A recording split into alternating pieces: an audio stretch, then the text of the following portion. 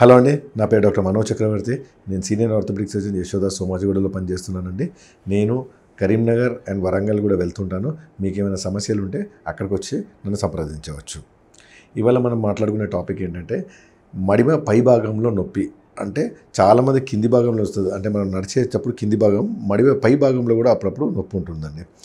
ఈ పై భాగంలో నొప్పి అంటే కొంచెం అక్కడ వాసినట్టుగా, ఉబ్బుగా, లావుగా ఉంటుందండి. ఓకే, సో పేషెంట్ రెండు కాళ్ళు చూస్తే కూడా అరే ఏంటి వాసింది ఏంటి అని అనిపిస్తుంది. సో నార్మల్గా అక్కడ ఏమన్నా ఎముక పెరుగుతుందా లేకపోతే ఎందుకు అలా అవుతుందని చాలామంది పేషెంట్స్ ఆందోళన పడుతుంటారు.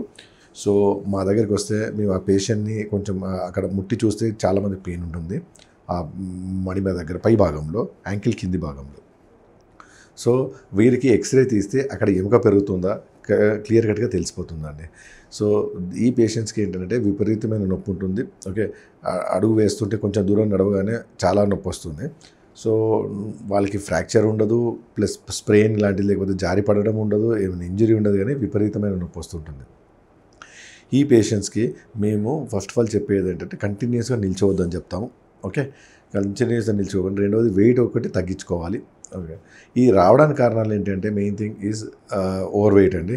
ఓవర్ వెయిట్ వల్ల ఈ అక్కడ ఎముక, లాస్ట్ ఎముక అనేది మన బరువుని మోయలేకపోతుంటుంది. సో దాని మీద అక్కడ ఒక టెండన్ అని ఉంటుంది. అక్కడ ఎముక టెండన్ మధ్యలో ఇంకొక చిన్న ఎముకలాగా గ్రోత్ ఉంటుందండి. అంటే స్పర్ అంటాము, చిన్న ఎముక గ్రోత్ ఉంటుంది. సో దాంతో అక్కడ ఫ్రిక్షన్ డెవలప్ అయ్యి, అంటే ఫ్రిక్షన్ ర్యాపిడ్ డెవలప్ అయ్యి మనకి పెయిన్ వస్తుంటుందండి. సో ఇలాంటి వాటికి నేను చెప్పినట్టుగా మనము వెయిట్ ఒకటి రెడ్యూస్ చేసుకోవాలి. షుగర్, థైరాయిడ్ అలాంటివి ఏమైనా ఉంటే వాటిని కంట్రోల్లో పెట్టుకోవాలి. ప్లస్ చెప్పులు కూడా కొంచెం మంచి వేసుకోవాలండి.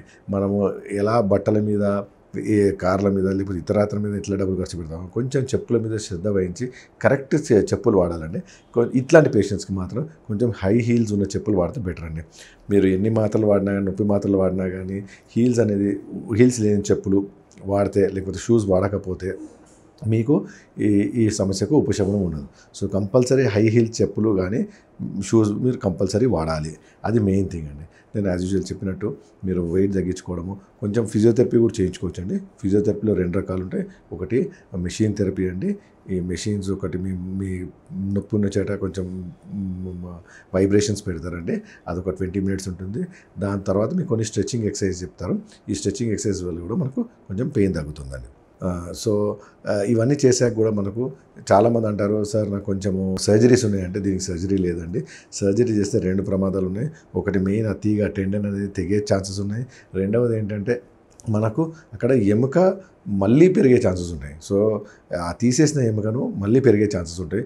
గ్యారంటీ లేదండి. సో సర్జరీని అవాయిడ్ చేస్తే అంత మంచిది.